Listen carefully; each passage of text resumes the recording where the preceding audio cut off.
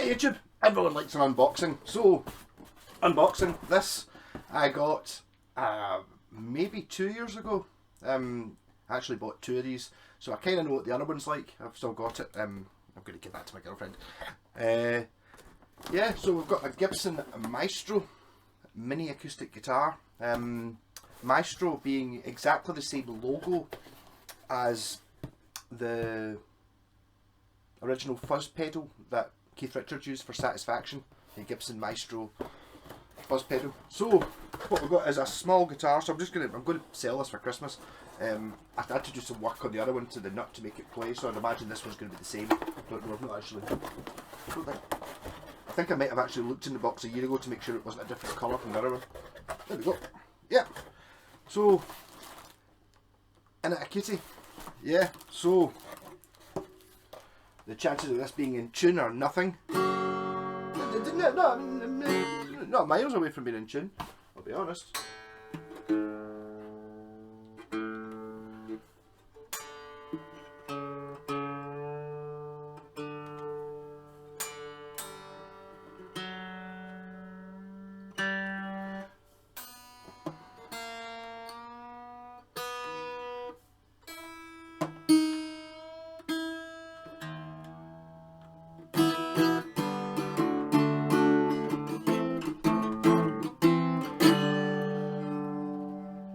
I'm going to have to take the nut down a bit. It's quite fidgety with these with very short scale guitars.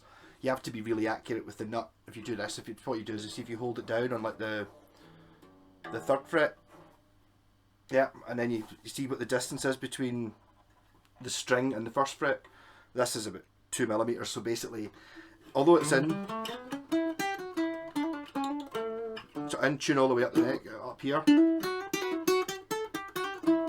Pick it a picture. There we go. So it probably sounds alright. Up here, when you're trying to play anything like basically open chords, and it doesn't actually sound that bad. D's alright. Yeah, I'm going to basically get the nut file out and do this up. So although this is a brand new guitar, it's box opened and I'm going to sort that out. I was actually going to change the strings on it, but see, I think they must coat these with something from the factory because these strings kind of look alright, and I know for a fact they're at least a year or 2 old, just the factory ones. Model number, oh god, MAM130BKCH/10, serial number 1709, maybe a 2017 model, I don't know. But I was really impressed with my wee one. I've not really used that much. I don't really play very much acoustic. Never mind a really small acoustic, but I think it's a great thing for seeing you sitting watching the telly or something like that because it's pure tiny. Well, once I've sorted the chair, just play bar chords.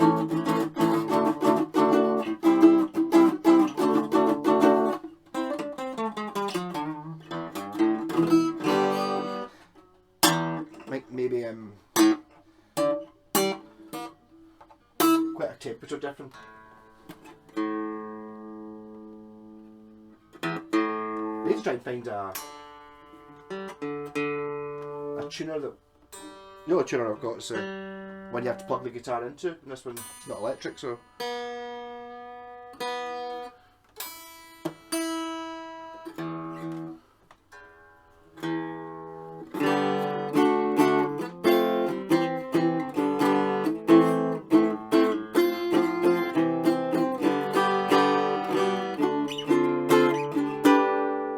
It's not bad, so I'll probably just pause this. I don't think it'll take me very long to sort it out. Looks in, well, it sounds new. So decent tuners on it as well, considering it's such a small guitar.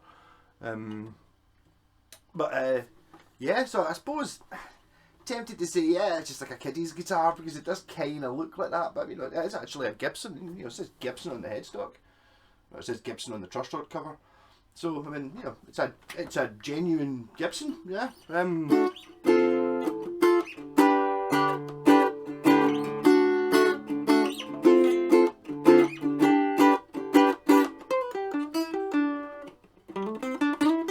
So I'll pause this and then I'll start it up again once I've done the nut and see if it sounds any better. I'll see whether I'm so tinky that I decide to just keep the strings on it.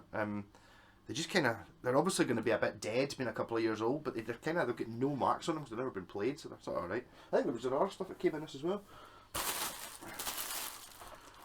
Yeah, there's got warranty cards and what's that? Just a bit of paper. And a small gig bag. Yeah, I actually nabbed the gig bag out of my one.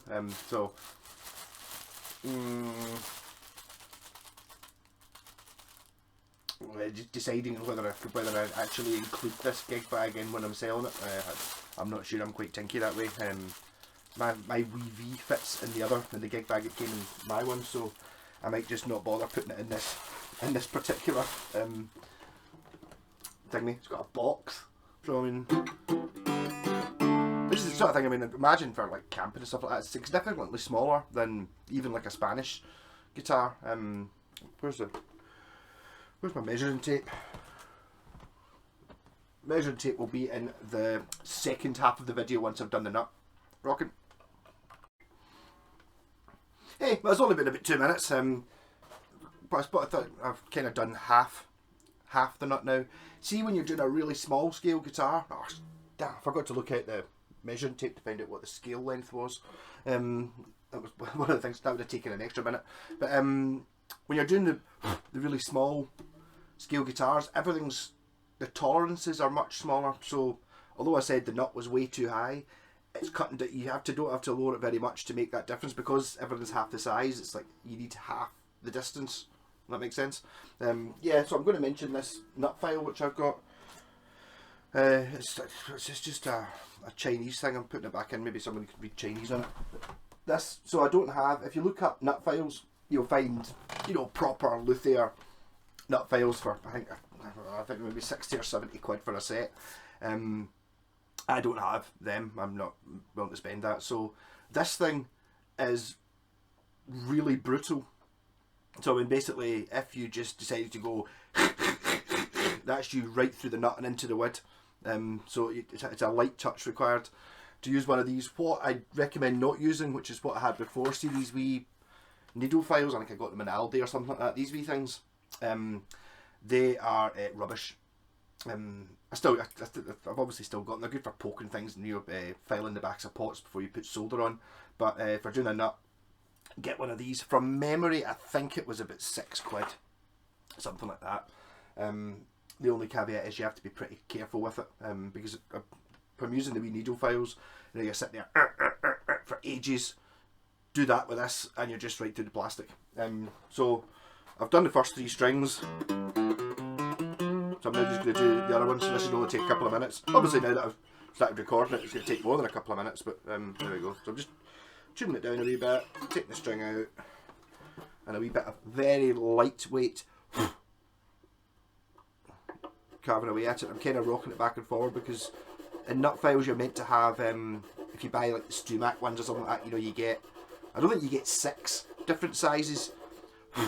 You get like 3 different sizes, you know, one that does the B and E, and one that does the middle 2 strings, and one that does the fat 2 strings. But I mean, it's not taking much to get through this. This might also be a very, very thin plastic nut. That looks right to me.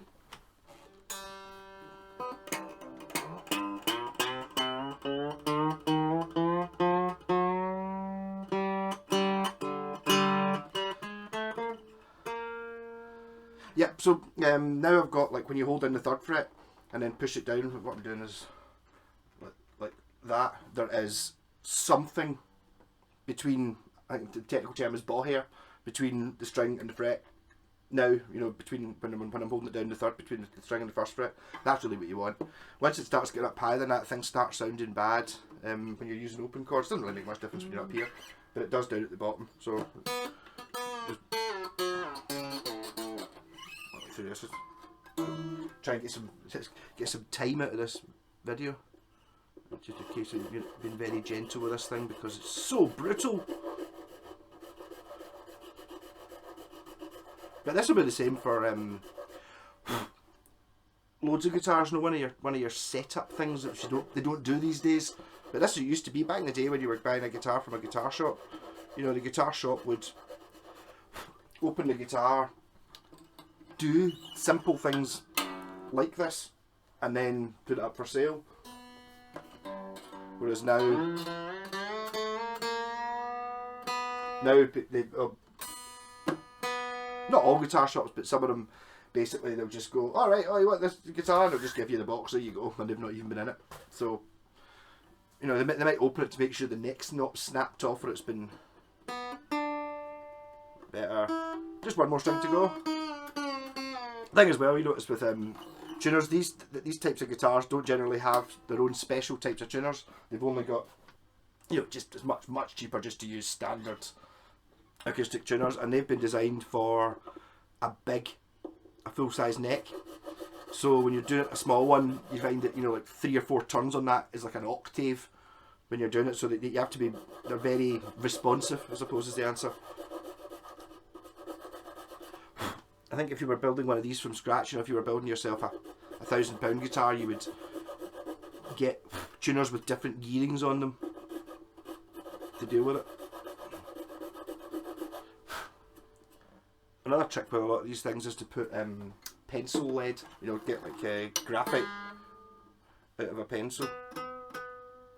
And then you sort of scrape it with a Stanley knife blade into there to stop it, to stop the string binding on it. Because when you bend strings, what you do is you bend it and it pulls the string through the nut, and then if it's sticking on it, it doesn't go back through the nut. So if you bend it, it becomes sharp and it stays sharp. Same if you're using a tremolo, but I'm just talking about bending. But to be fair, on a guitar like this, you're not going to be bending. I'm not going to be bending strings, it's too wee.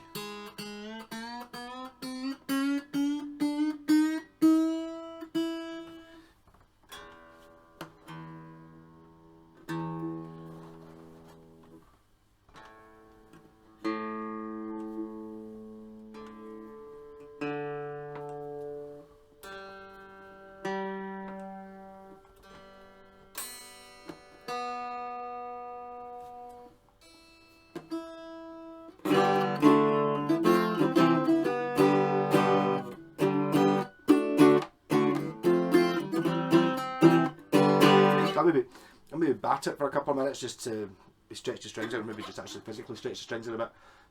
Because these will probably take quite a while to settle down, because if they've been on the guitar for a year, or 2017, might have been on the guitar for a few years, they'll be set in their ways. So it'll maybe take a wee while to get that much.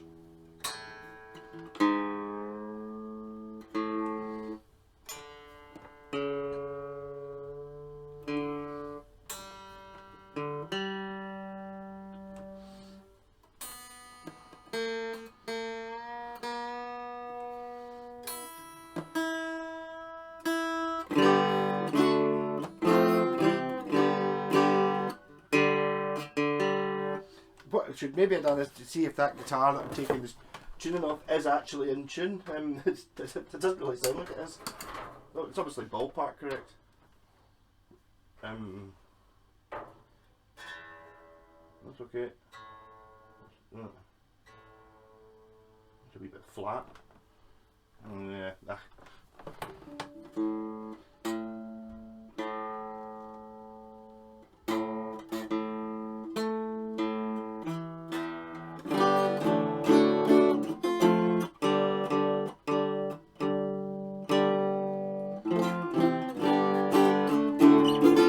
So basically, if you're buying this, now buy yourself a wee tuner, like a wee clip-on one or something like that. I do have a few kicking about, but they don't have batteries in them. I can't find them. I'm just too used to using the pedal one, because I always play electric guitar.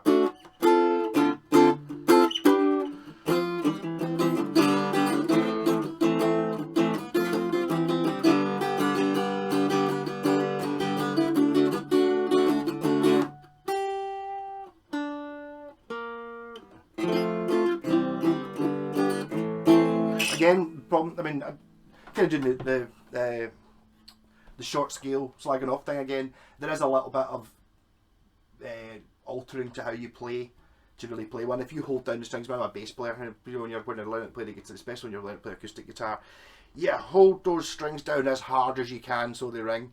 If you do that in this, the strings bend. You know. and then it's not in tune anymore. So you have to be, a gentle touch is required. You're more like, you rest your fingers on the strings.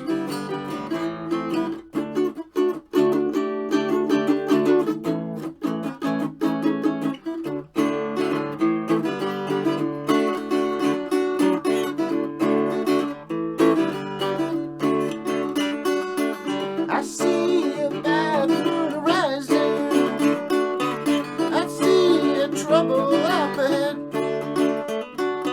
I see earthquakes, lightning, I see the rivers rumbling. Don't go out tonight, it's bound to make a run.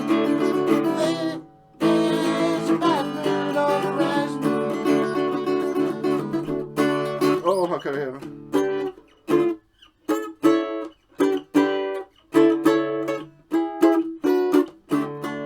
Can't remember how you play that now.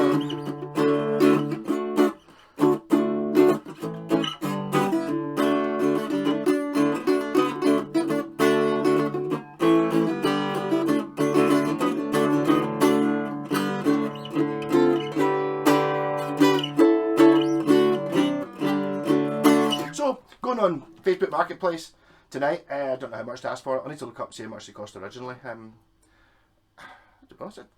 For a mini guitar for a kid, it's like one of those things that if you buy this for a kid, although it does kind of look a bit like a toy, it's not. It actually works. You know, it's actually a working. You know, there's a chance that if you're a small person, you're actually going to learn to play some songs on this. You know, it's not. It's not one of those ones you buy and it just doesn't work. It sounds an awful lot better than your, you know, your nylon stringy type things, which I mean they're obviously good for flamenco playing. This is the strings are really close together, so it's kind of hard to get your fingers in there. But it's just one of those things you just get used to. Yeah, rock on.